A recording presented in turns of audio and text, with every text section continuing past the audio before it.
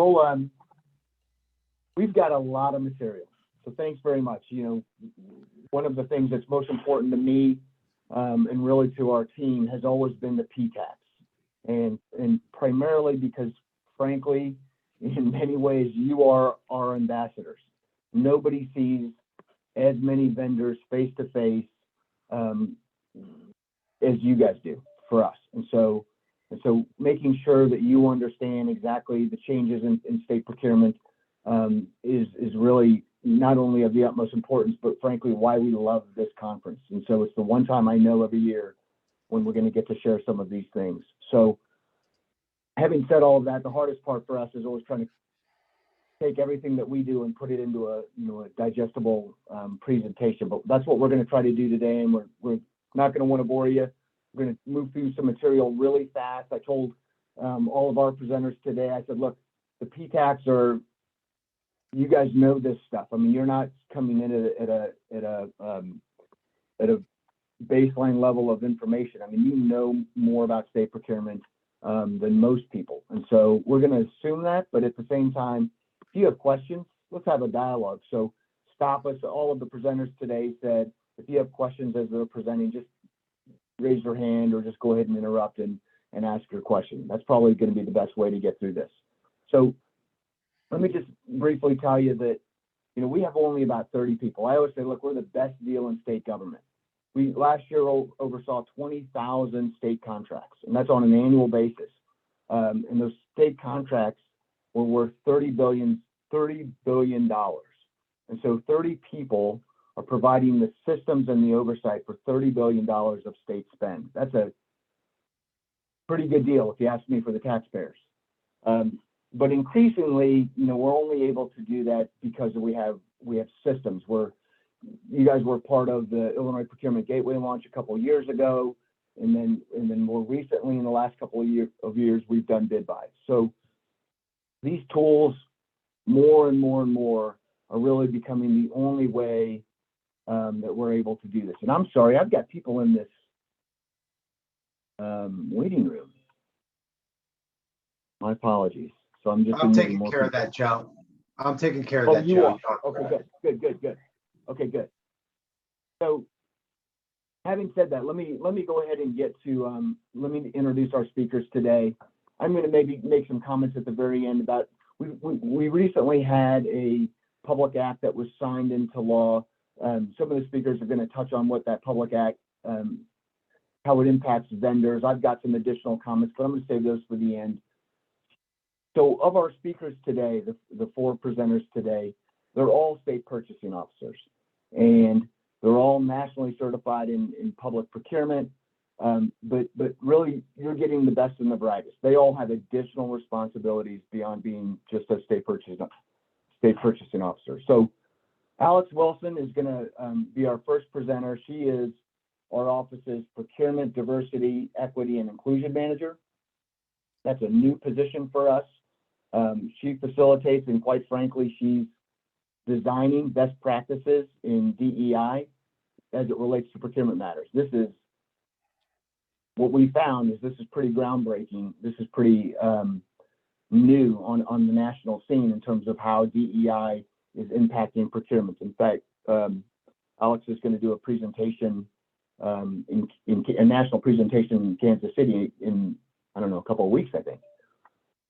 She's part of our executive leadership team, and so she's part of the strategic planning and policy development for our office.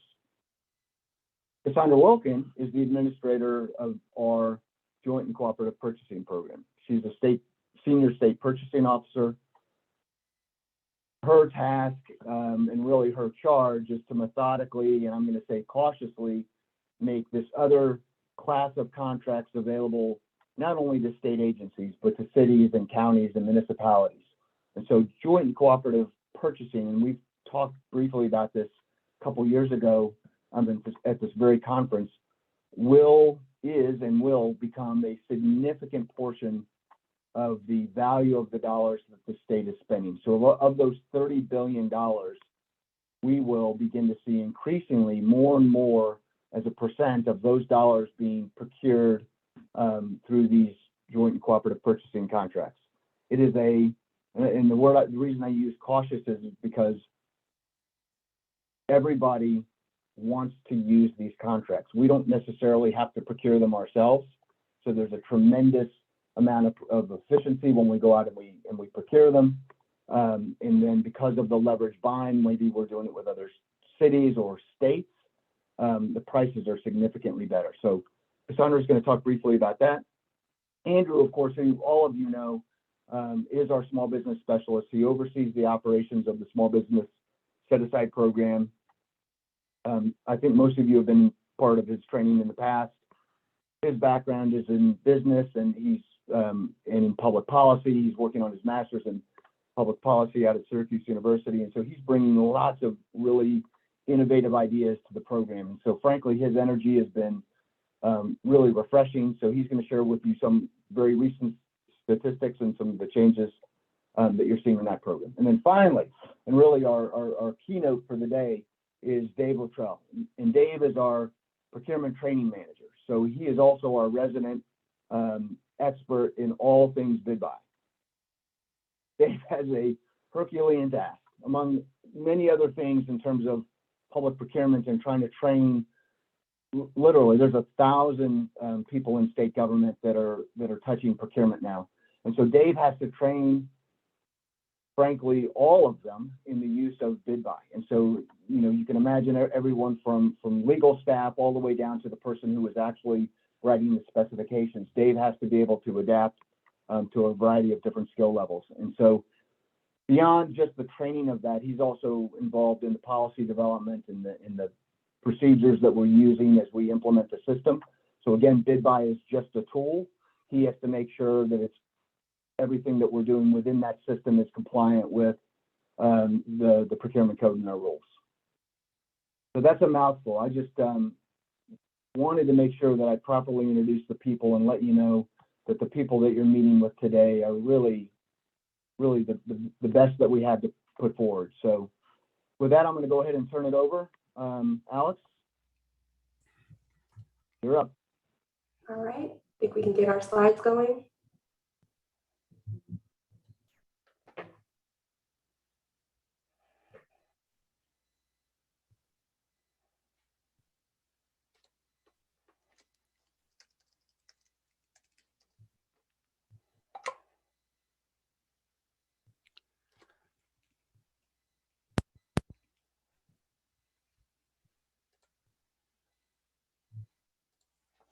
All right.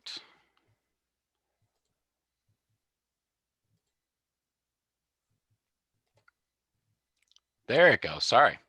All right. Slides up. There we go. Sorry, Alex. No, you're good.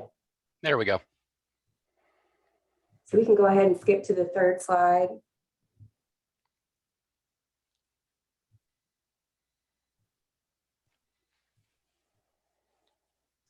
All right, so good afternoon, everyone. Diversity is about who is in the room. Equity is about ensuring everyone can get into the room, and inclusion is all about ensuring all voices are heard once they're present. So when used collaboratively in state procurement, the relationship between diversity, equity, and inclusion highlights supplier differences, encourages fair access to opportunity, and fosters economic development. So today, really quickly, we'll just be discussing 3 pieces of DEI legislation today. The 3 public acts denoted on the screen here amended both the Illinois Procurement Code and the Business Enterprise for Minorities, Women, and Persons with Disabilities Act. So the recent passing of Public Acts 101-657, 102-029, and 102-721, and the resulting creation of the Commission on Equity and Inclusion, restructured diversity, equity, and inclusion within Illinois procurement. So as we all know, an inclusive procurement strategy widens the pool of potential vendors, promotes competition, improves product quality, and drives down costs. So as a result of this legislation, our office now has the responsibility to help ensure state agencies consider diversity, equity, and inclusion when procuring goods and services. So increasing equity and inclusion in our supply chain by encouraging agencies to review how state contracts are evaluated and awarded, and really taking a look at whether underrepresented vendors are heard will, of course, result in positive impact statewide. So Public Act 101-657 became law on March 23rd of last year. Really quickly, some highlights. It created the Commission on Equity and Inclusion, provided its duties and responsibilities. It inserted commitment to diversity evaluations in our request for proposals. It created good faith effort renewal waivers, and it increased the BEP aspirational goal from 20% to 30%. Following Public Act 101-657 was Public Act 102-0029. It became law on June 25th of last year. And it was a trailer bill that was drafted following Public Act 101-657, and it just provided a few necessary clarifications to Public Act 101-657.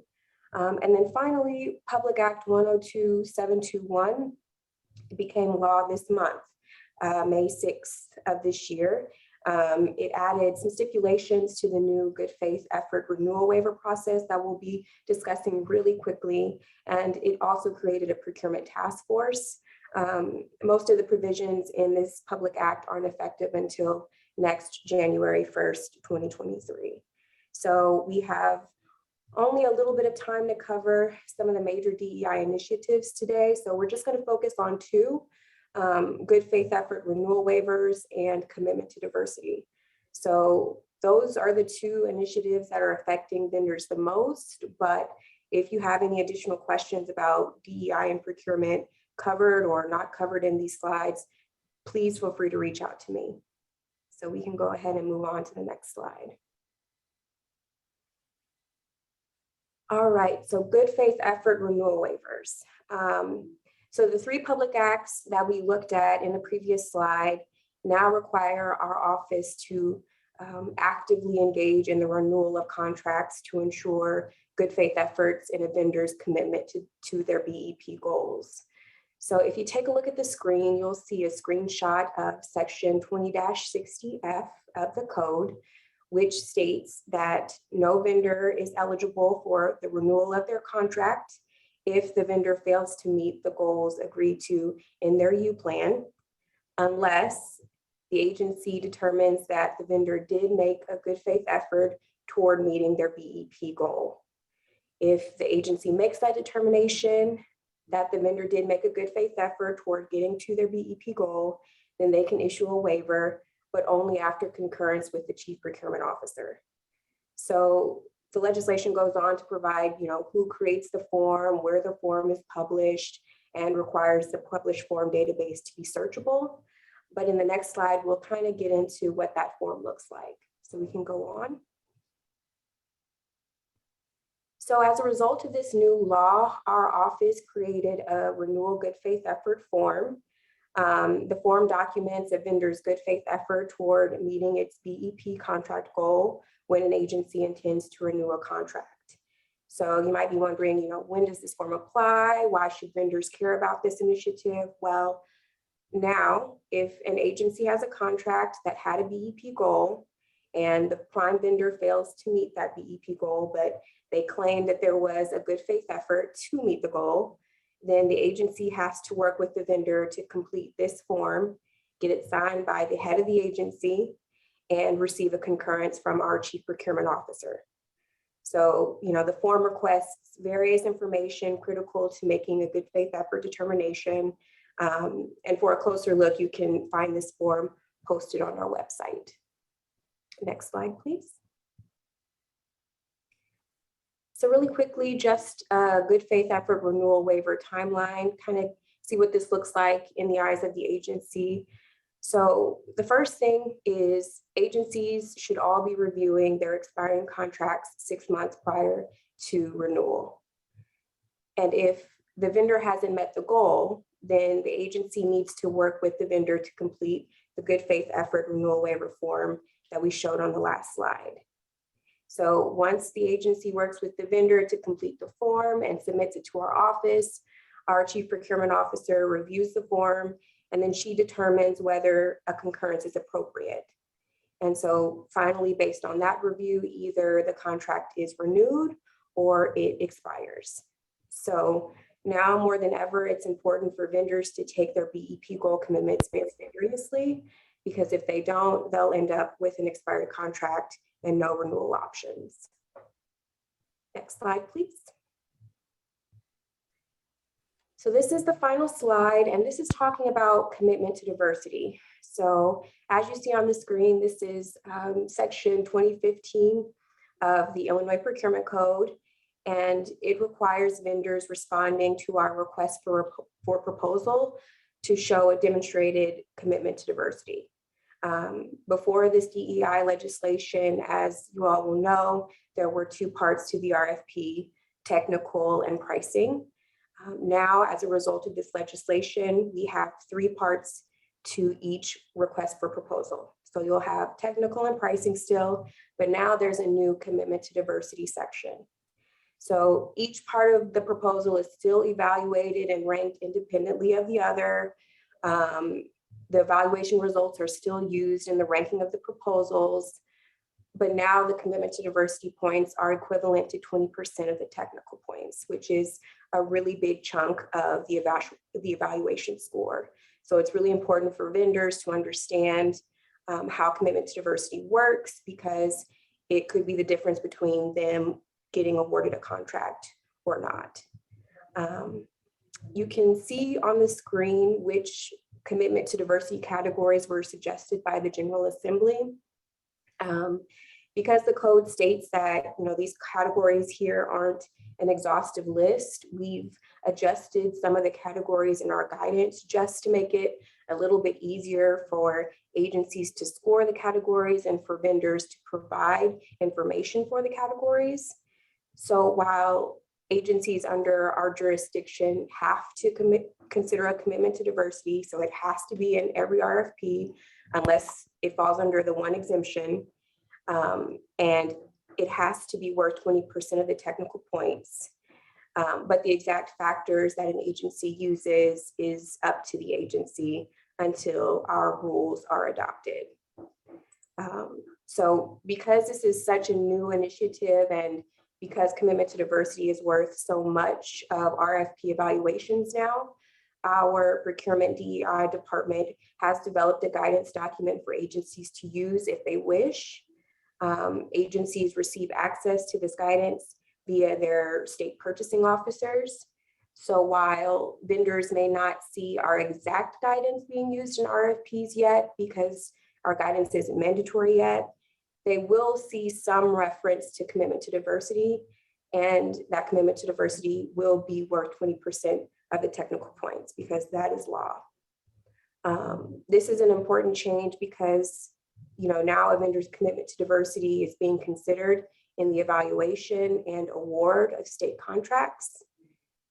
So it's a huge change for our vendors. Okay, are there any questions over what we've covered?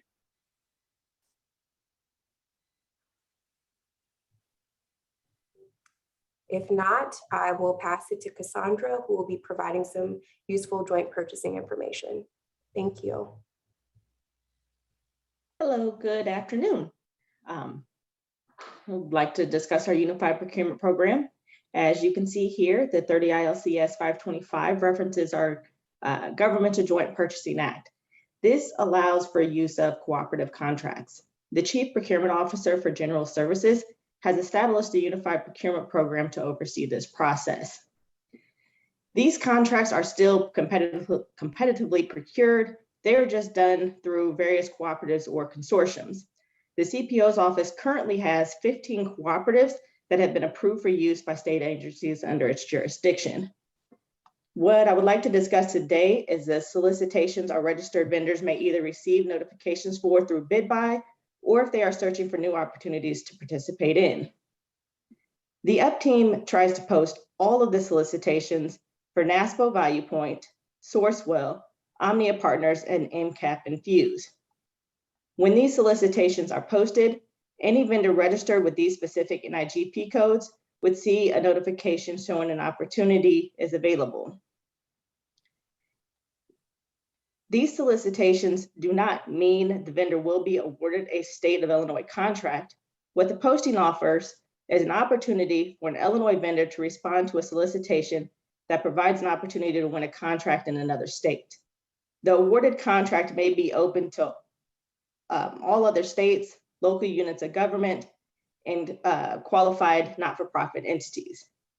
The vendor would have to negotiate any awarded contract with the soliciting entity. A vendor may not have the capacity to enter into contracts of this magnitude, but by knowing the solicitation is available, perhaps the vendor could look into subcontracting options or opportunities. Although, as mentioned before, winning one of these contracts does not mean or guarantee a contract with the state of Illinois. The state of Illinois does have the ability to utilize these contracts if the state agency has determined a need and chooses a cooperative method.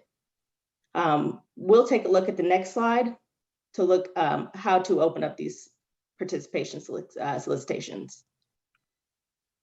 I've included this screenshot for quick reference later, but I'll go ahead and walk you through how to do this in BidBuy. There's a link at the top here.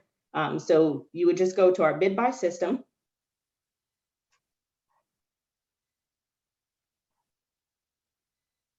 There's no need to log in. You would simply scroll down to supplier activities, and then you would select or click on the open bids. So here you would go to advanced search option.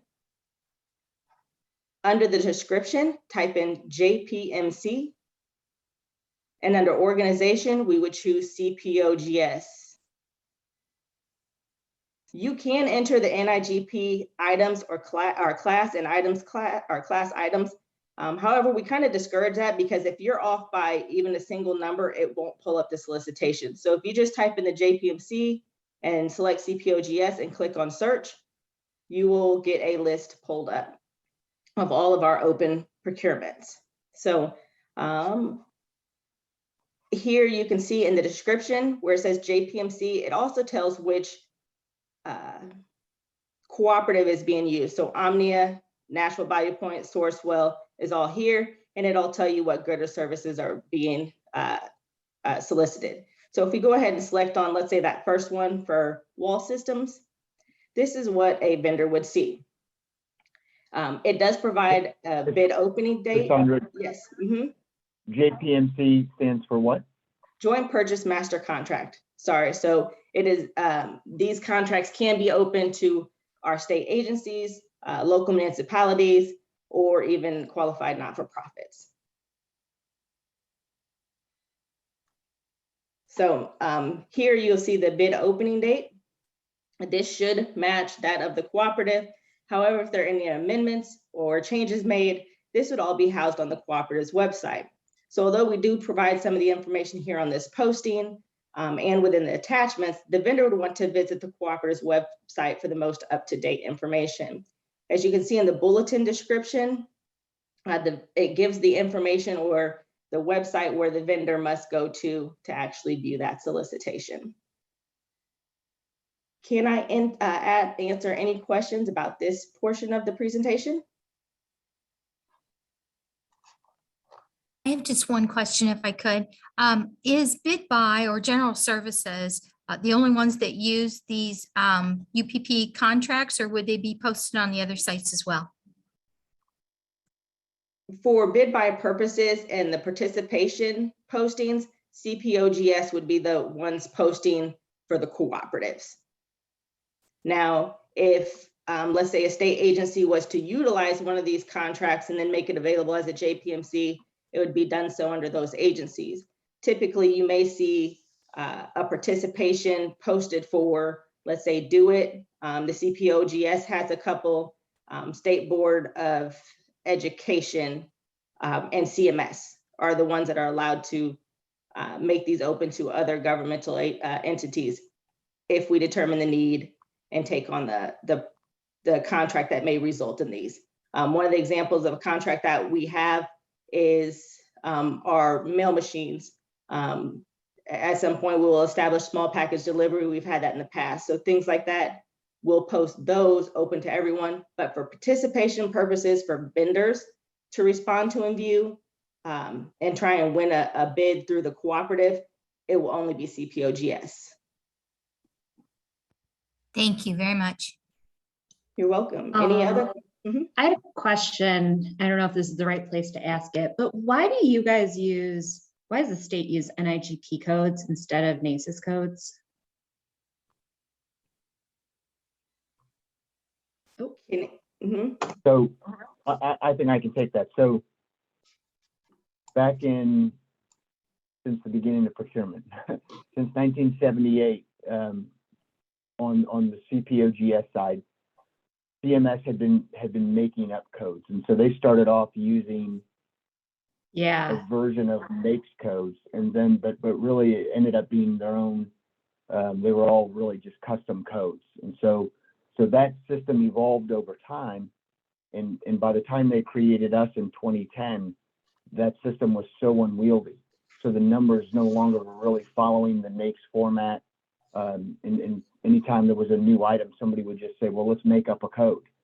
And so in 2012, I did a pretty exhaustive study of looking at all of the standardized codes.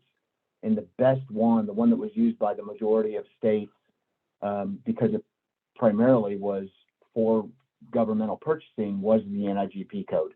So in other words, it was really excluding items that governments wouldn't be buying. Not that government doesn't buy almost everything, but it certainly excluded those things. So we looked at, the UNSPSC code, we looked at NAICS. There was another code set that we looked at, but really NIGP was the one that was most suited for government. So I don't know if that answers your question, but that's why we had a homegrown system and we wanted something standardized. Wow, that blows my mind, but it's just most of my clients are accustomed to using NAICS codes. So when they have to go and do state procurement and use NIGP codes, it causes them a lot of heartburn. And more, we have a crosswalk, right? So they can look. We have, I think it's PDF, but they could look up their NAICS codes and then find the most comparable NIGP codes. Okay. Yeah, I've gotten that far. It's definitely not a perfect system, but yeah. So no, to understand, no plans to switch to NAICS codes anytime soon? No. Okay. No. All right.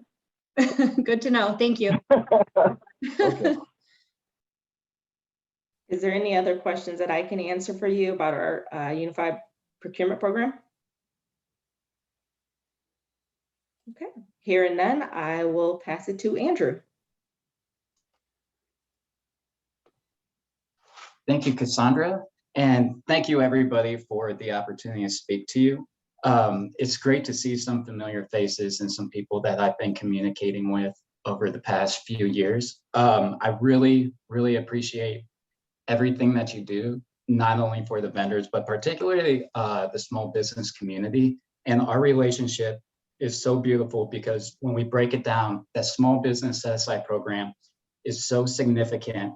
Small businesses in the state of Illinois are struggling to survive. Last year, there was more businesses that closed and opened in our state.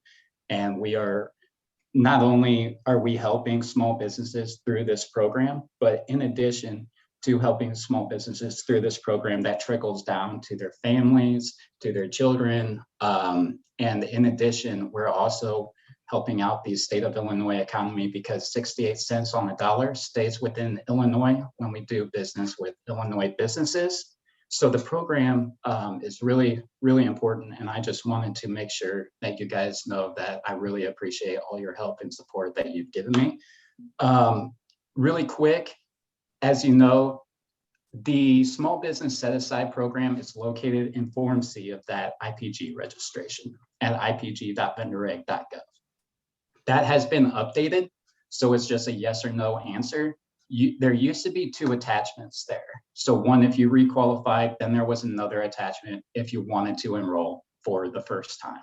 That is just a blanket yes or no answer. So that is the main change in the IPG. Many of you probably received an email about the small business enrollment webinars. I just wanted to put them up on the screen really quick. And also the link to the webinars is found below, and that is a working link. So I believe that we'll probably send out like a PDF or something of this presentation afterwards. So if you're interested, you can click on that, and that will bring you to our small business page on the CPOGS website. And then I have some updates on some administrative rules. If we could go to the next slide. All right, subcontracting. So this just passed. Let me move these boxes here so I can see what I'm looking at. All right, subcontracting. So the G is just subsection G, and this is in 1.4545 of Title 44 of the Illinois Administrative Code. This is where this is coming from. And that talks about small business. So in section 1.4545, subsection G, we have a couple additions. A small business awarded a contract procured as a small business set aside may subcontract a portion of that to another small business meeting the criteria in subsection E1, which is kind of like those thresholds to join the program. Number 2, a small business awarded a contract procured as a small business set aside may subcontract no more than 49% of the value of the contract to a business that does not meet the criteria in subsection E. So what that means is, let me throw out this scenario. Let's say we need painting services. It is a small purchase through the program. We put the procurement out there, and a small business responds, but they want to subcontract 80% of the painting service to a large vendor. That, per this new administrative rule, would not be allowed once it gets implemented, because that is over the 49% of the value to the contract based on that work. Next slide. A small business, okay, so number 2, a small business in Illinois is defined as an entity whose business is, and this is the new part, is headquartered in Illinois. That meets the subsection E1, which is the thresholds.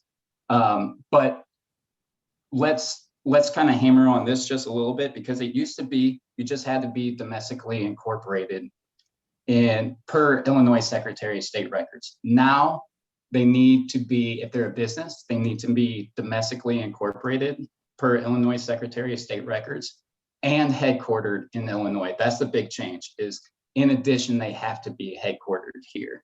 So it's not just based on Secretary of State records. It is, but in addition, they also have to be headquartered here. That's a major change. And then we just also added other businesses that can be eligible for the small business set aside program. Some of these have been eligible. They just weren't established in rule before, so we want to make sure that we included all entity types, basically. So we have Limited Liability Company Act, and then we also added the Professional Limited Liability Company Act. So businesses formed underneath those acts, it's now established in rule, are eligible for the program. And those are the updates. Could I ask a question on this? Yeah. Okay. Do you guys have a definition of headquarters? Like, what does that mean? Headquarter would be the main headquarters for the business needs to be in Illinois. Typically, those are taken off the tax returns. I saw a question come up about are tax returns still required? They are. Yeah. But we have that requalification statement if people want to re-enroll, so they can do either or. But what are you looking for on the tax return? Like, I'm just thinking about a situation, to where, like, let's say a company has 2 offices, one in Missouri, one in Illinois. and they have a couple employees at one and a couple employees at the other, where's their headquarters?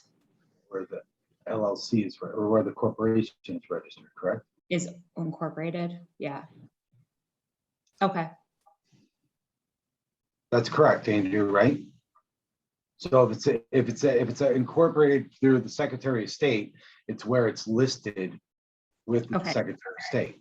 More than likely, yes. What we would look for on those tax returns is so we take a look at the federal tax return, and that kind of varies based on the type of business it is. So partnerships do a 1065. LLCs are kind of different. They can do a 1065, 1120, or if they're single member, they just submit their personal tax returns, that's Schedule C. So the theory behind the madness is we check the federal return for the business name and the total gross sales and receipts, and then we check the Illinois return for an Illinois address. Correct. So we're still So- using the annual volume as a size standard as well, but these are Yeah. the additional, because there was a question in the chat about that. So obviously, Yes, revenue will still stay the same. It's just this would be in addition to those requirements that were already established. great. I just wanted to clarify that because there was a couple questions in the chat, and I hope that answers it. Absolutely. Yeah. If there's were there any more questions that I may have possibly missed? I know that I was kind of going. I have a question.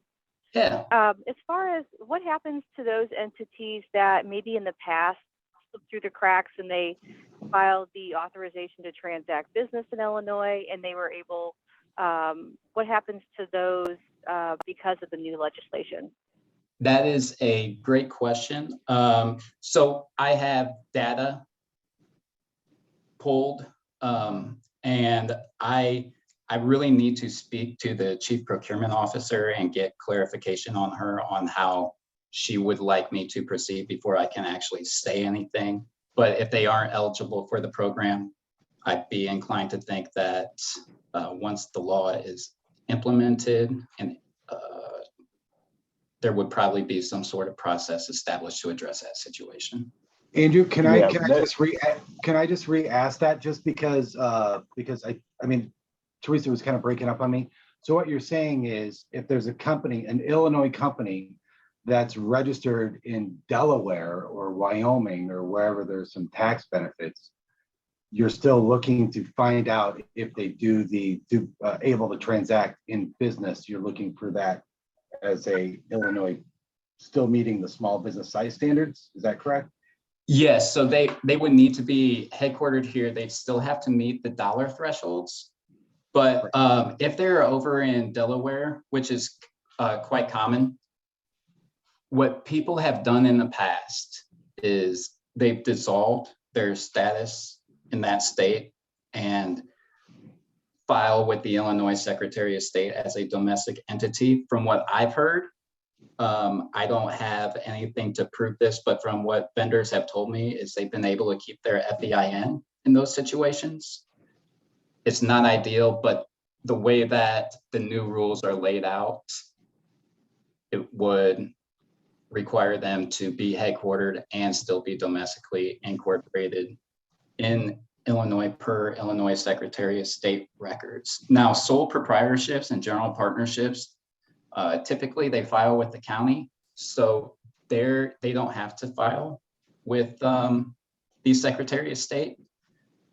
They just have to be, their primary residence has to be in Illinois and headquartered. Art, can I ask one more question on this, Yeah. Andrew? Okay, so just make sure I understand. So let's just say you have an Illinois business that's, headquartered in Illinois. Its address on its tax return is in Illinois. It's a Delaware domestic LLC. It's it's recognized as a foreign company in Illinois, and they have an Illinois, they can transact business in Illinois. Does Yeah. that company qualify? They would not qualify in that certain circumstance unless Kidding. Illinois Secretary of State records indicates that they're incorporated in Illinois. So it's That's crazy. There's two parts to it, headquartered and domestically incorporated, if that pertains to the business. So, but the So you would domestically tell that incorporated, company they would have to dissolve and reincorporate in Illinois for this program. if that That's was what the you're saying. case that they found themselves in, that would, and they wanted to join the program, that would more or less be the right way to Wow. go in order to get into the program, would be to contact the Illinois Secretary of State. Okay. All right. Thank you. And Andrew, if I can just add to Maura's question and to Chris's, really what this change is closing the loophole on is a handful of businesses that are across the river in Iowa that based in Iowa, doing business in Iowa predominantly, but hey, I'm registered in Illinois as a domestic entity. So that's what's really closing up. It's not addressing the other situation that you're talking about now, that there's a Springfield company that is registered as a Delaware company, for instance.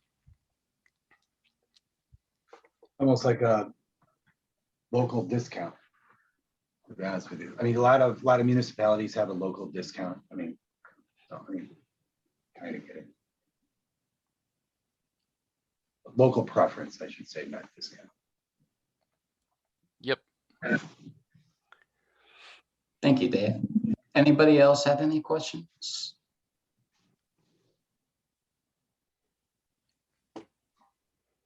All right, I'll take that as my cue. All right, everybody. My name is Dave Luttrell. I'm the procurement training manager for CPOGS. And my portion is I'm going to talk about specifically regarding the bid buy system and highlight just a few key things that are really important when they're going to help you do your job, aid vendors. So I'm going to walk through how to get registered, how quickly and how easy it is, the reasons why a vendor would want to be registered, how to update those NIGP codes that we were talking about, because those NIGP codes really are the drivers for the system and how vendors receive all the notifications. And I'm sure most of you are aware and kind of understand how the system works, and you guys have probably been in there, but I'm going to highlight a couple of changes that we've made in terms of a couple processes. In terms of how to submit a quote, there are now required quote attachments that we've placed as a part of our for vendor submissions, which is really just going to aid vendors, and it limits the number of vendors that we have to disqualify because they didn't submit a BEP utilization plan, or they didn't submit Forms A or Forms B as a part of their bid submission. So it's all, the changes are a good thing, and there's a little bit more work on the agency side, so from the state side, in terms of making these required quote attachments there, but in the long run, it really aids in limiting the number of disqualifications. So we're going to walk through how to submit a quote. So when a vendor comes in and says, how the heck am I supposed to do this bid buy thing? You guys are going to be armed and ready to walk them through that process. And then also how to search for solicitations from a vendor standpoint without even having to be logged in. So first off, we'll talk about how to get registered, and we're going to be using the train environment here. So it perfectly mirrors our production environment, but it might look just slightly dissimilar in terms of the color scheme and that sort of thing. But so I'm going to just kind of jump right on in. If at any point you guys have any questions, please jump in and we can kind of take the questions as they come through. So just as a higher level view, just remember that bid buy is currently only used by the Chief Procurement Office for General Services for the state of Illinois. Of course, those other three portfolios, Capital Development Board, Department of Transportation, the Highway Construction, and the higher education, the colleges and universities, have their separate procurement bulletins. That's some of the confusion that we get a lot from vendors is bid buy is used for all, like, quote, all state contracts. And that's just a reminder that that's not the case. It is specific to Chief Procurement Office for General Services, which is an enormous amount of contracting, don't get me wrong, but we also want to make sure that vendors know that there are those other three bulletins as well. So let's jump right in on how to get registered. So if I'm a vendor, I'm going to go in and click the register button at the top. The first thing it's going to do is have me put in my tax ID. And in general, this should be a pretty quick process. So that when you get the question, I don't know how long is it going to take for me to get registered for this thing, et cetera, et cetera. There's really only a few bits of information that we need and in order to get it up and running. The first thing is going to be the tax ID, or for those sole proprietors or the if you can also use your social security number as well. It doesn't matter. It's one or the other. And then I will do the thing here whenever I do the training where I just put in some numbers and hopefully they haven't been used before. We'll see company's name.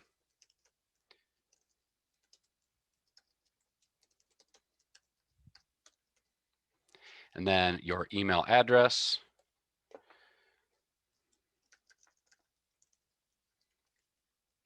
Think of one that I haven't used recently. Okay, then we hit register. Fingers crossed.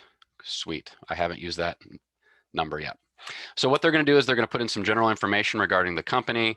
We're going to add the administrator rights. So there's going to be two different roles. There's going to be a seller and a seller administrator. So somebody that's going to be doing just like the daily tasks in BidBuy, responding to quotes, those sorts of things, will be a seller. And then the administrator will be someone who will grant rights to additional people in their organization.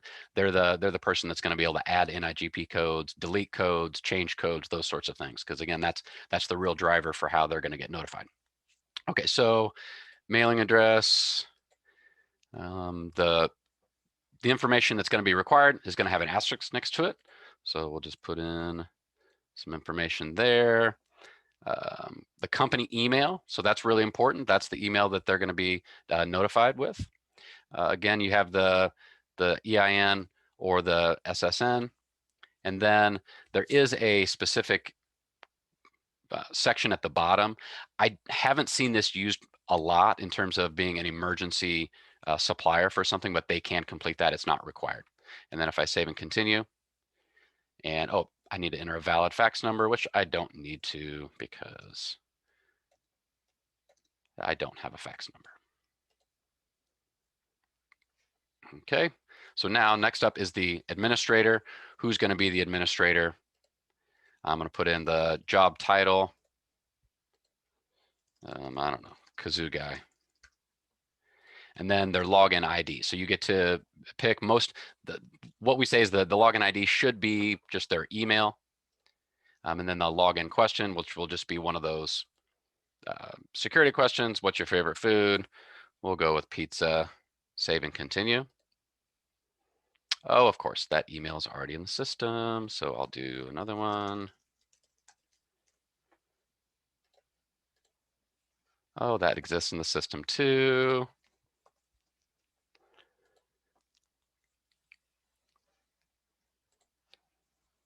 That's already in use. Okay, we're going to do that one. You can see I've done this before in terms of not letting, but it won't let me do multiple times, right? Okay, so then the address, if I needed to, this is just going to be the default that'll be on the vendor's profile. If you need to add multiple ones, you can, or you can just hit continue registration, and it's just going to move me from left to right. The terms. Now, the system is an off-the-shelf system that's been configured for the state of Illinois' needs. So there are certain things in the system that the state doesn't really use. So in terms of freight terms and shipping method and shipping terms, the vendor is going to be acknowledging the terms and conditions of the state. So, a vendor, this is kind of optional, I guess is what I'm saying. They can complete this, but it's going to be really on the state's terms. Categories and certifications is next. There are a couple things here that are required, and then there are a few certification or categories that are not required. The first thing is, what is the federal tax classification? So they would just select, of course, if they're the sole proprietor, corporation, etc. We'll say we're corporation. And as I scroll down here, these are not required. I could skip a couple of the you see how they're not utilized for state contracting goals. I think this is just information that is collected for general information. You do not, the vendor does not need to complete this in order to register. However, they can choose to provide that information. Some other information that is on here, but is actually gathered via interface from a couple of our other systems. As I scroll down, so like, of course, for our small businesses, this annual gross sales right here doesn't affect if they're in the small business set aside program or not. They would have to be registered with the in the Illinois Procurement Gateway, of course, in order to be in the small business set aside program. Same with number of employees. So our interface.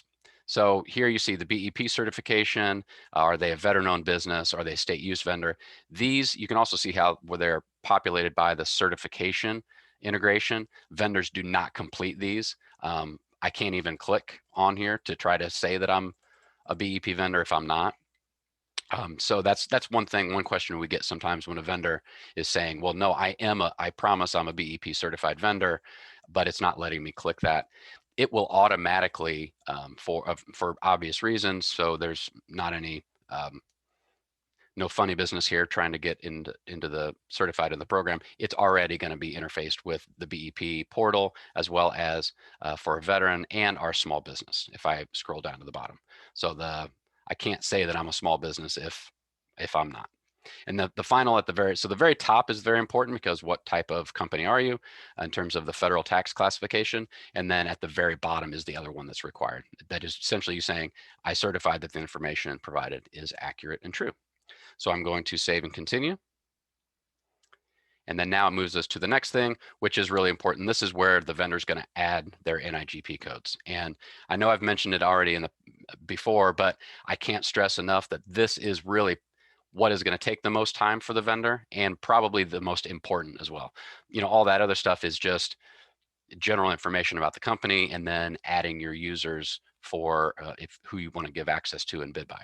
The most important portion in terms of what a vendor is really going to need is picking and selecting their appropriate NIGP code, because of course, as you guys know, that is how I'm going to receive my notification. I only want to check the NIGP codes for the goods and services that my business can provide, so I'm not inundated with 1,000 emails for solicitations that I can't provide anyway. So that's really the key situation here. So as you go through here for the code browse, I can select through each one of these here, and I'm just going to select kind of the top one and just kind of show you how you select through it. So the first, and you guys are aware how these NIGP codes work. That first 3-digit is kind of the broader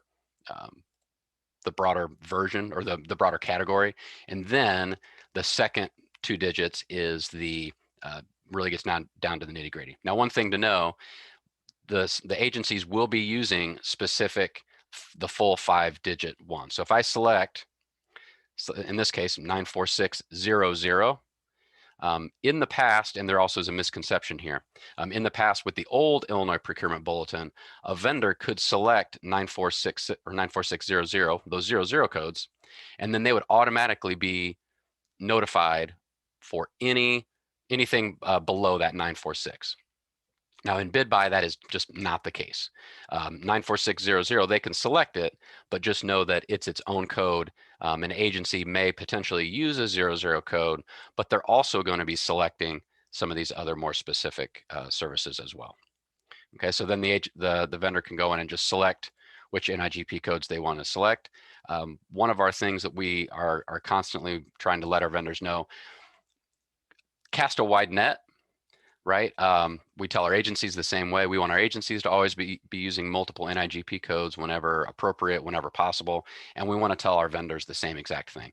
Yeah, you may get a few extra emails that you aren't able to, but we want to make sure that you're getting that the vendors are getting all the opportunities they can to compete for state contracts.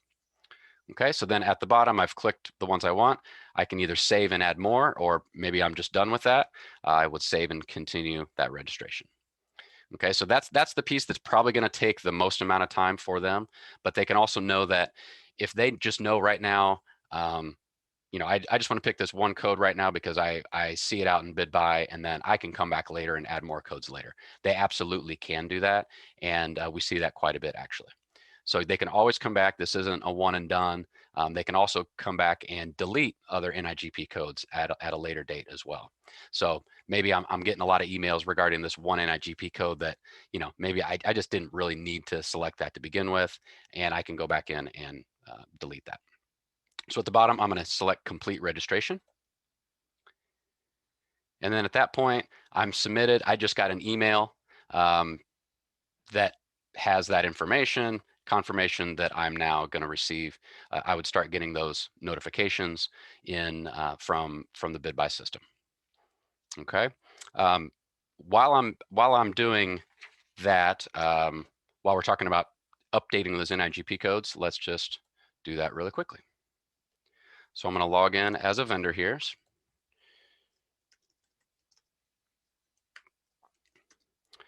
And our next activity will be two different things. We're going to update the NIGP codes and show how you can add those. And then we'll also submit to a quote that I already have sitting out there. So what I'm going to do is in the upper right-hand corner, and this is where I want to highlight the difference between a seller and a seller administrator. So remember, we talked about that.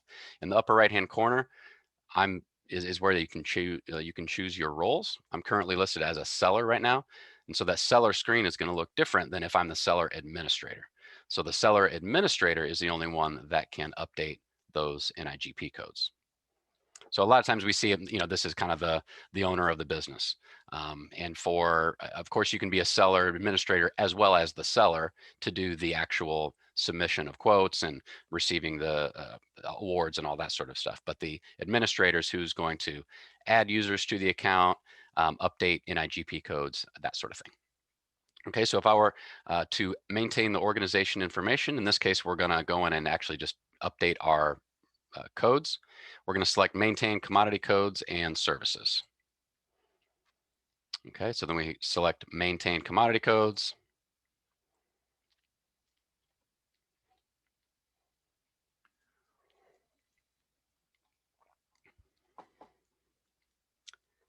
And of course, we see the little circle, the bane of my existence.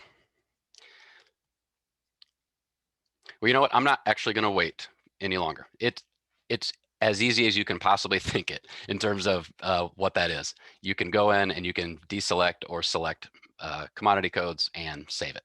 Pretty straightforward. I don't want to waste anybody's more time on that, but it's as easy as that. But just remember that if I'm a seller, I can't go in and change those NIGP codes. That's really the big takeaway here. Okay, so now what I'm going to do is I'm going to exit. You can also add users. It's kind of the same sort of thing. Maintain users. You can go in and add users, and then you would put in that same information, the login information. Are you going to give them the seller rights or the seller administrator or both? Okay. But what I want to show next is I'm going to go back to my seller role, and we're going to talk about how to submit a quote to a solicitation. Okay, so the first thing I'm going to do, I got an email regarding a solicitation opportunity, or I just happened to come across it searching on BidBuy. Either way, I'm going to end up coming into my home screen. I'm going to go to bids. And then I'm going to scroll down. I can see some of the bids that were available, the open bids.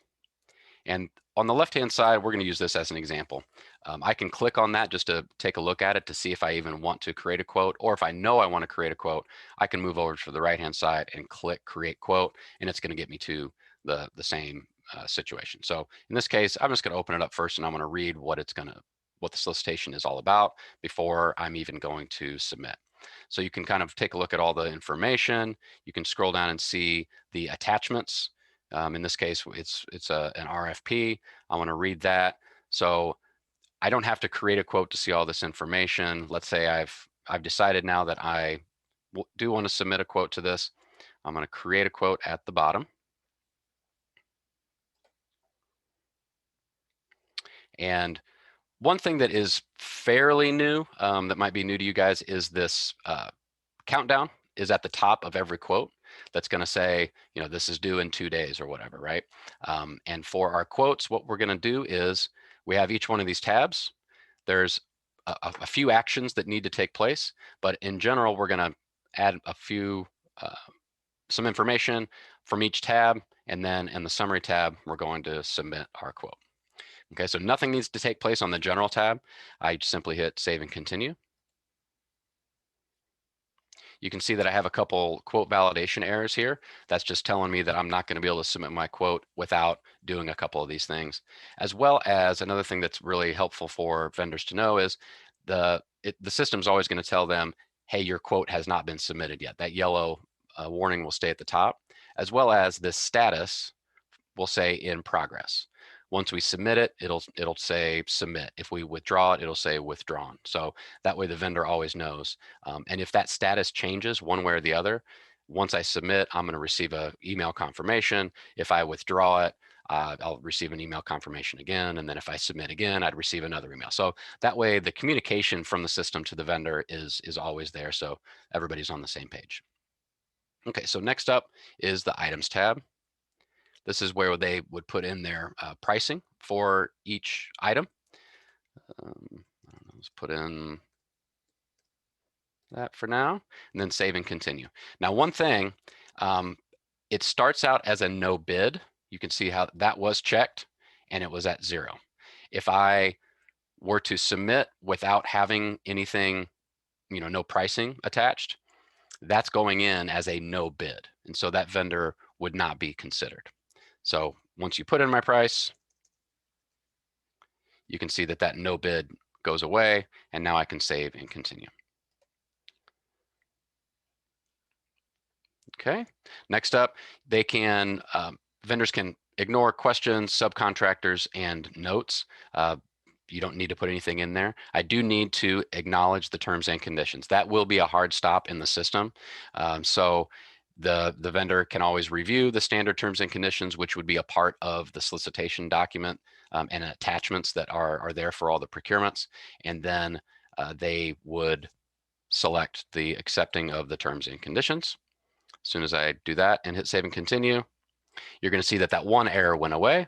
But in this case, I also have required quote attachments. So going back to what I was saying earlier, this is kind of new. This has been in the last, I don't know, maybe 6 months, where there's a new function that's available, not even 6 months, I think it's probably 4 months, that the required quote attachments, it's designed to make sure that we aren't disqualifying vendors.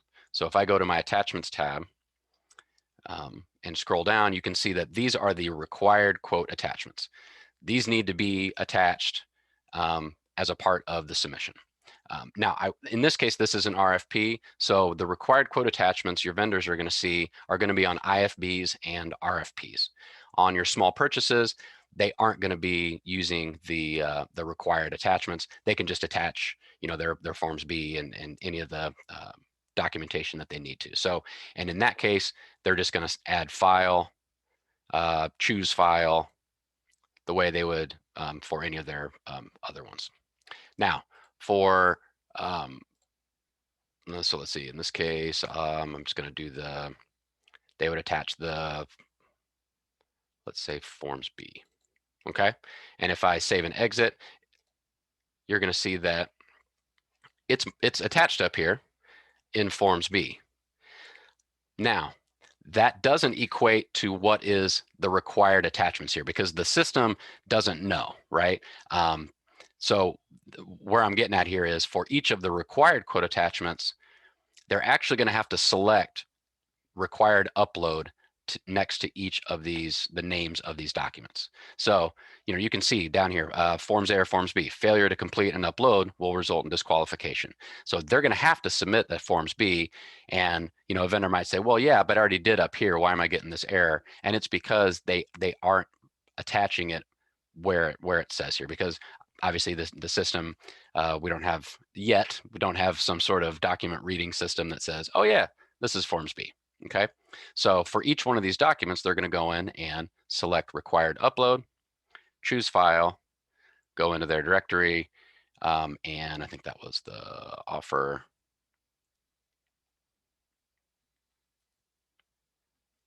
Why can't I see the offer? Why is that not in? And it's also confidential there. It looked like it was in alphabetical order. Okay, so they'll follow that for each additional ones. As I scroll down, you can see that required upload button is now gone. And so I would just follow that same process for each of these required quote attachments. So required upload, choose file. There we go, BEP utilization plan. You can see it's automatically marked confidential. Now we do have this second question here. Does this attachment contain any pricing, cost, or discount information? Now this is really important for RFPs specifically only if the vendor is required to supply a separate pricing attachment. Via a recent CPO notice, agencies are going to be putting in or making the vendor input pricing into bid buy whenever possible. However, there will be some of those RFPs where pricing will need to be separate as a separate attachment. But as you guys well know, for RFPs, you have those, the technical proposal is separate from the pricing. The pricing needs to be locked until a later date.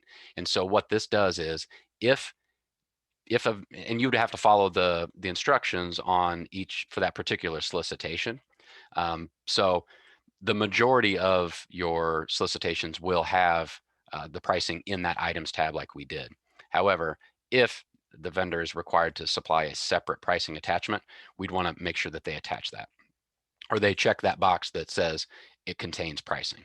That is really key, because if a vendor, the risk is if a vendor attaches pricing without checking that box, then pricing is immediately viewed upon opening the bid, which may deem them non-responsive, and they'd be disqualified. So, and that's part of the reason why the CPO notice was created to begin with, to make sure that whenever possible, the pricing is put in the items tab, which is automatically locked. So that's a new feature in bid buy since this last update.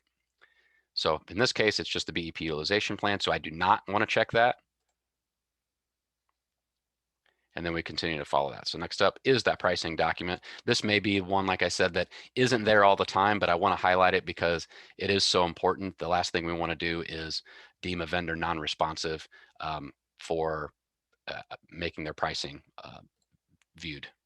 So pricing, I do check that box for that case. Save and exit. A couple more here. Thanks for bearing with me. Technical proposal is right there. We don't want to mark that one because that does not contain any pricing. We want that to be viewed. And as I'm attaching these documents, you can see that there's this column, and this is new as well, that says pricing related. That means that that is not going to be able to be viewed by the state until the pricing lockbox is open at a later date. So that is there as they attach. They can also go back in and check that at a later time as well. And so that description for each of these documents will contain those those instructions, such as failure to complete and upload is going to result in disqualification. So finally, our Forms A or Forms B. We'll say Forms B. Save and exit. At that point, our error goes away and all of our documents are automatically confidential. So we're good to go at that point. Okay. You can also see who was attached by, the date. If I attach the wrong document, they can always hit delete and move on. At that point, they go to the summary tab. They can review everything that they have in here. They can review the attachments that they attached here, and then as well as their pricing. At that point, when they want to submit, simply hit submit quote. Are you sure you want to submit this quote? Yes. And now two things that I want to highlight. The status moved to submitted. So they received immediately, they know that that has been submitted. And I also just received an email confirmation that it's has been submitted. Okay, so if at that point, if I go back to the bid, or let's say I go back home, that is going to be, and then if I go back to the bids list, their quote is in two different places. It's under the bids here. And if I go back to that same open bid over on the right-hand side, they have links to their quotes that they had submitted for that particular solicitation. Also, they can go to quotes. And within quotes, they have these different queues or silos here that for informal quotes, those small purchases less than $10,000. My working quotes are those quotes that I'm actually in progress. All my submitted quotes would be listed there in that queue. And withdrawn is one that if I have withdrawn a quote, if I want to go back and open it up and fix something, I can. So let's talk about the withdrawn real quick. So I go back to this quote that we were just working on. I just submitted, and I just realized, or after a sleepless night, I really, you know what, I'm not sure I want to change my price on that thing. So I can go back to it, and in the summary tab, I can withdraw that quote at any point prior to the bid opening date. I think sometimes vendors, we've seen it in the past where vendors will create a new quote and submit a new quote. So they submitted two, really when what they needed to do is just withdraw the one they had submitted, change something, and then move it forward. Okay. So at this point, I want to withdraw the quote. Are you sure you want to withdraw? Yep. Now the status is withdrawn.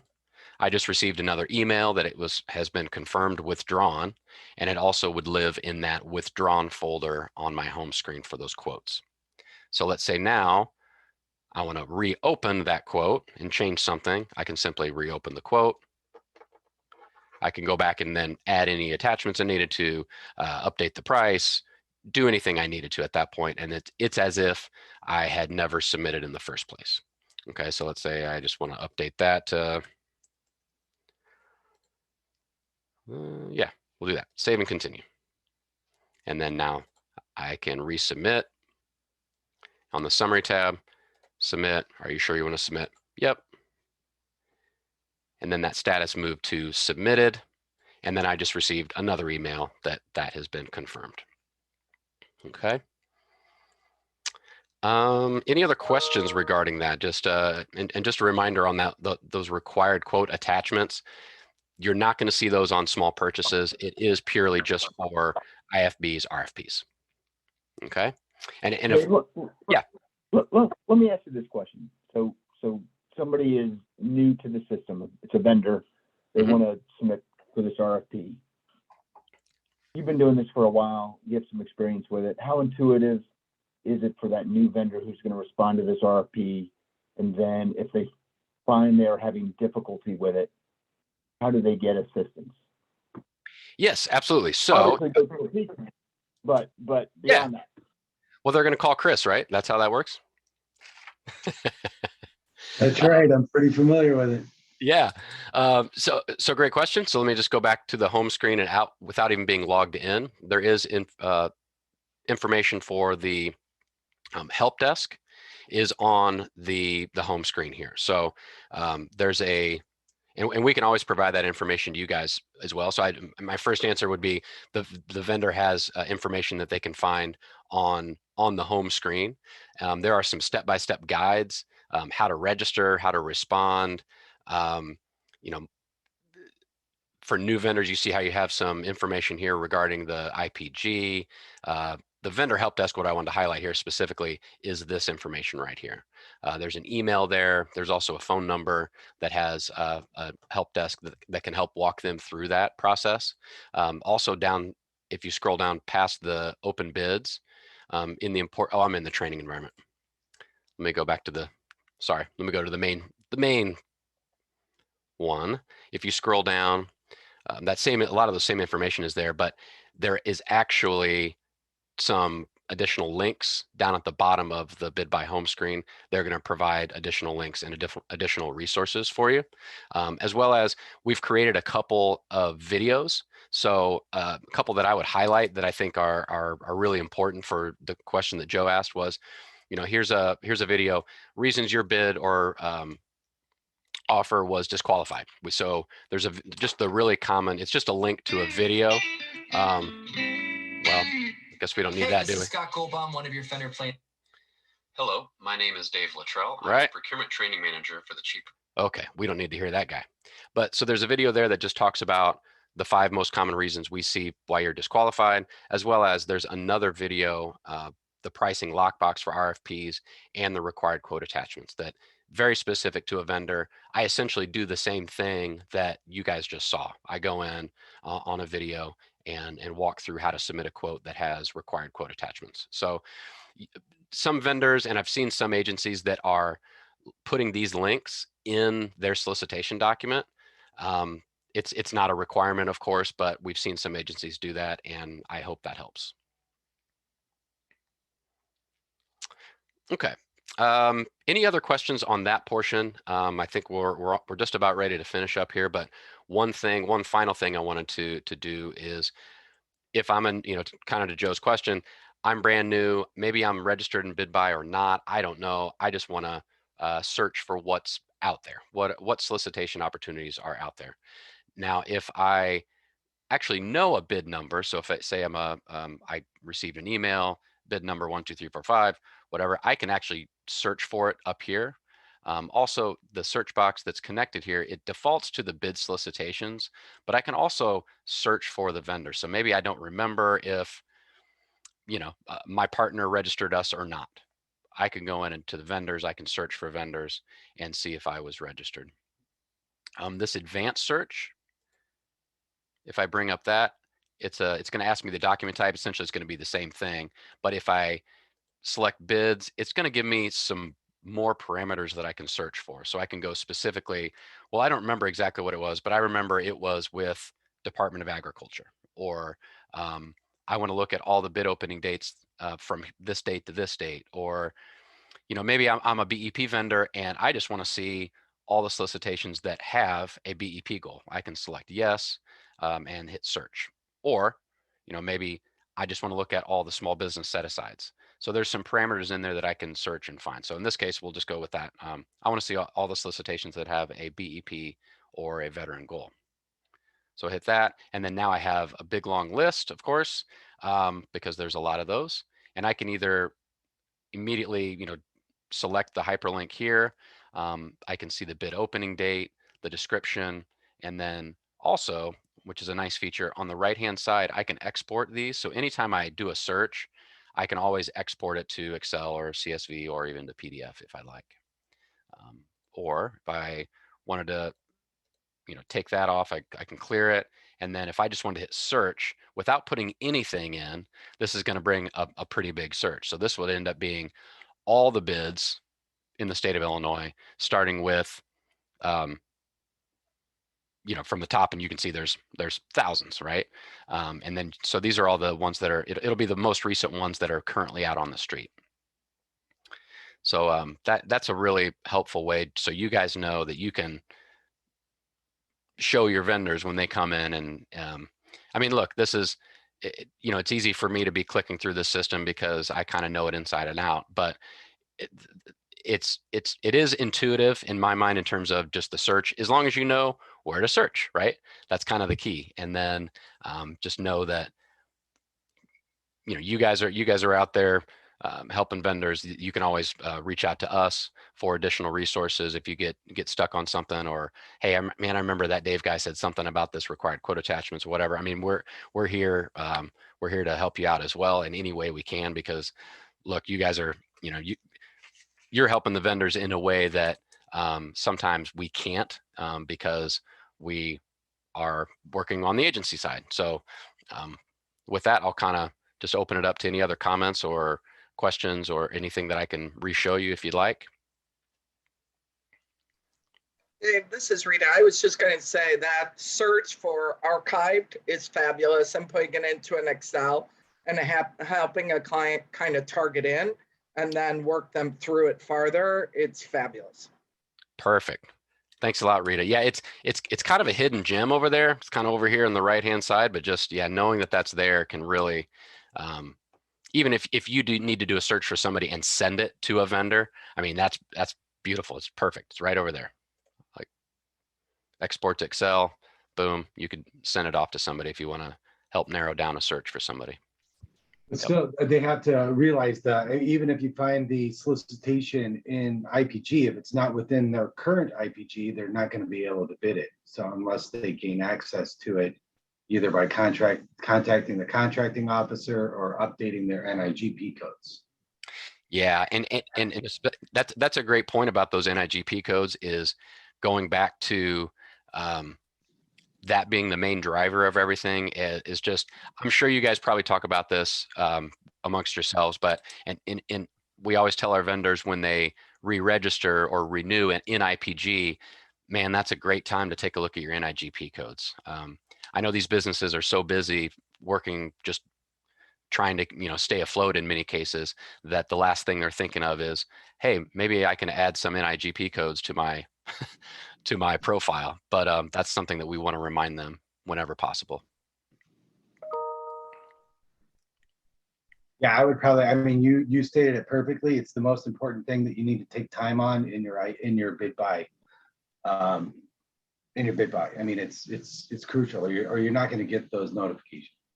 And you can't bid on it, Yep. even if you find it. But you can, but you got to reach out to the contracting officer, and you don't even know if you're going to be able to get a hold of them, and then they have to be willing to do it and all that stuff. So important. Yep.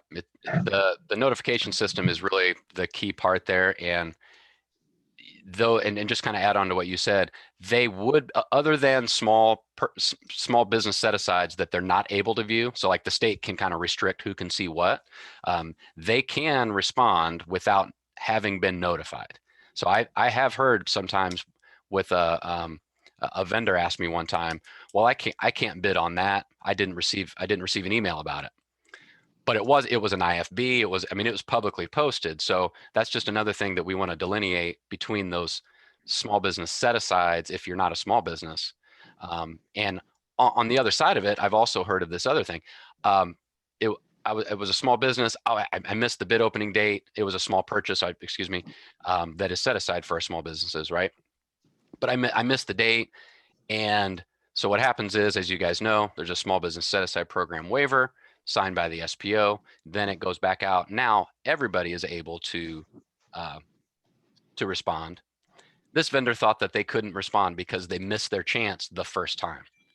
And so just a reminder that there are some of those sorts of things. I think a lot of times we don't realize some of the difficulties or miscommunication or misconceptions that some of the vendors may have unless they ask. And so in this case, they were able to, oh no, absolutely, you can bid on that. It's just that the first round was you were only competing with small businesses. Now, yeah, you didn't get to it by that opening date. You absolutely can win that award. Now you're just going to be competing with more vendors. Dave, I have another question. Obviously, I remember the rollout that we had down, I think we were in Bloomington at that time, for the IESBGA, the rollout for bid buy.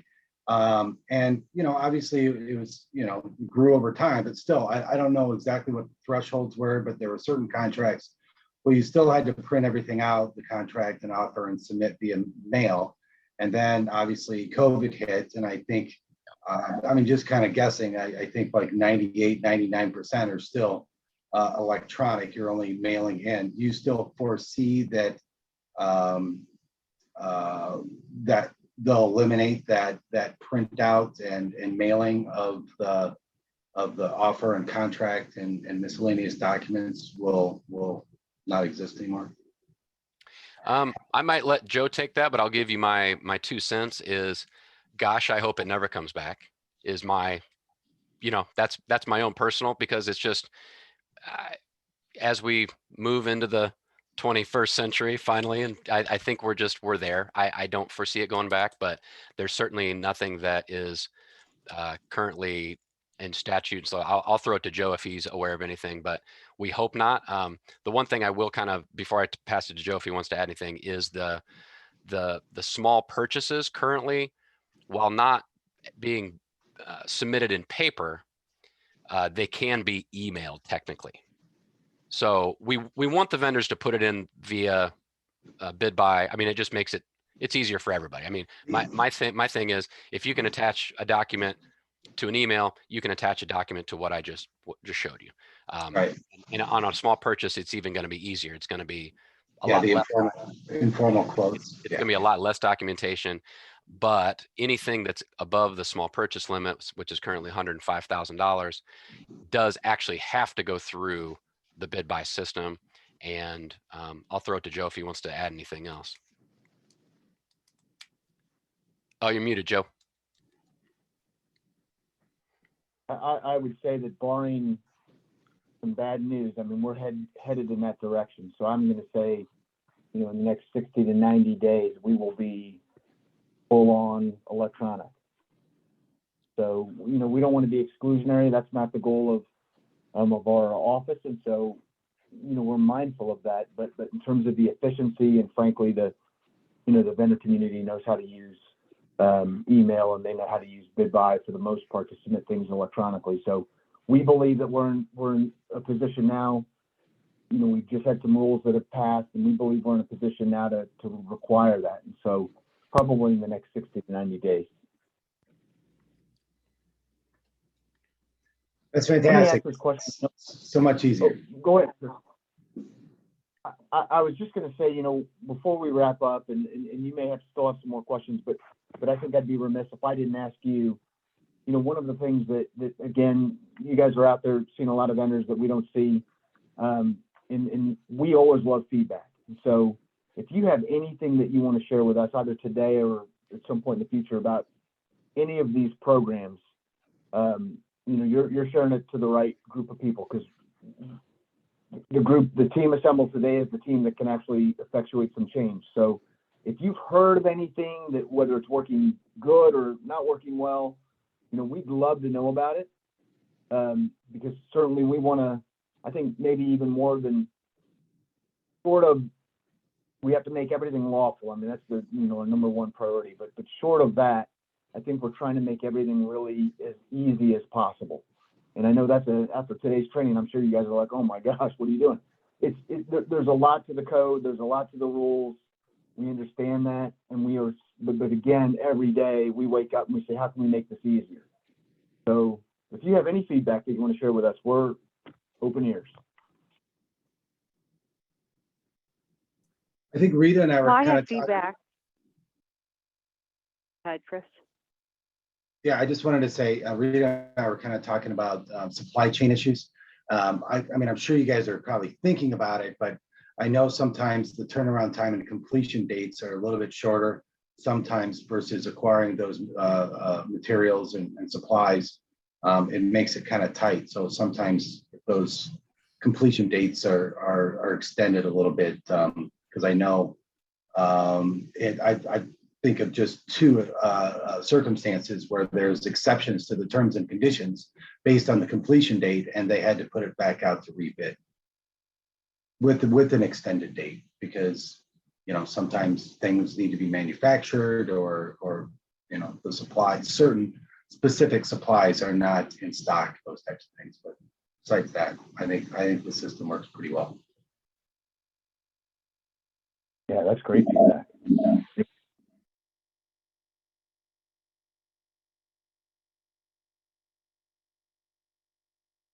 Teresa, you were about to say something. Yep. So two things. One's more of a challenging feedback and it was kind of shared a little bit earlier this afternoon, as far as businesses thinking that if they have the authorization to transact business in Illinois, that they're good to go with Illinois procurement. I love how you stated that, you can't just file a filing for $75 and think that you're going to have access to state of Illinois procurement. So is there any way that it could be clearly stated that, I guess it wouldn't be clear, but somehow recognize that is not an eligibility requirement? I'm not sure how to address that. It's only the small business set aside though, too. Only small business set aside. Right. Yeah. So it's only for the small business set aside program, but like maybe somewhere on the SBST webpage or something, because I'll have businesses say, well, I went through IPG and I selected this, and then they come back and they're like, well, why can't I participate? So I'm not sure if there's something there that could clearly state the difference and how. And from like a positive feedback, you guys are all awesome. Anytime that I've had questions or I've had a vendor have challenge, I'm saying like within not only 24 hours, within the business day, I'm getting a response back. That way we could help businesses. So I thank you for that and being so responsive on us helping help our small businesses. So thank you for that. Oh, we appreciate that. I don't know how to answer your authorized to transact business. That's a statutory requirement. It's in the code. It's really for all businesses. I mean, not just small.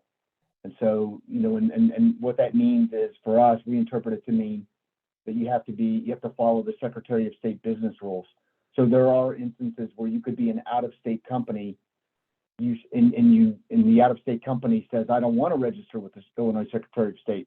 There are exceptions when that can occur. They don't have to register. Or if it's a bank or if it's an insurance company, they have other agricultural co-op they have other places to be authorized to transact business that they have to register with. So it's not just SOS necessarily, but that is a statutory requirement that you must be authorized to transact business, and that has a different meaning depending on the type of industry you're in.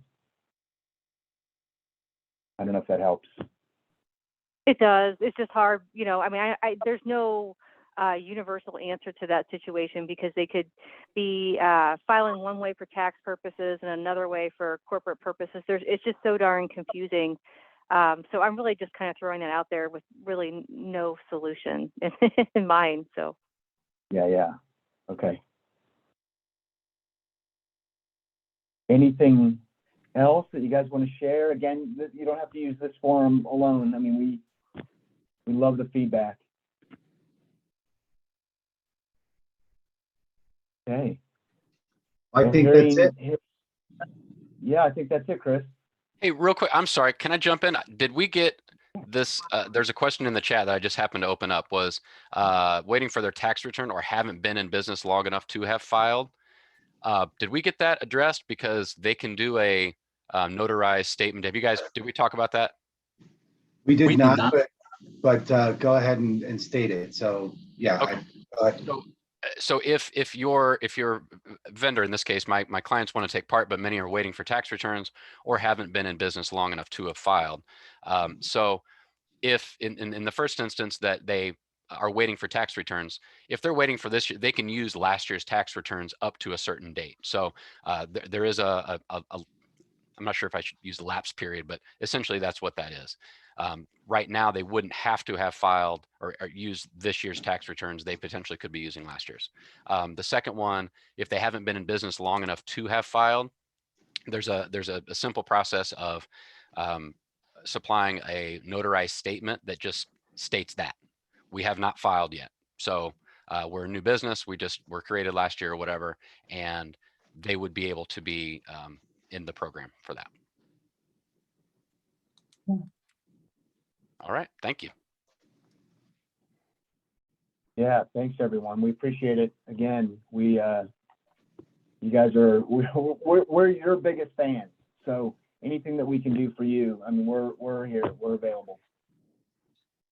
Yeah, we really appreciate it. And I know that obviously with the BEP program, I know that they've been a little bit proactive in forwarding a lot of the clients to us. And obviously, you know, we get recommendations from you guys, and we really appreciate the relationship. And we always love you on our updates for IESBGA.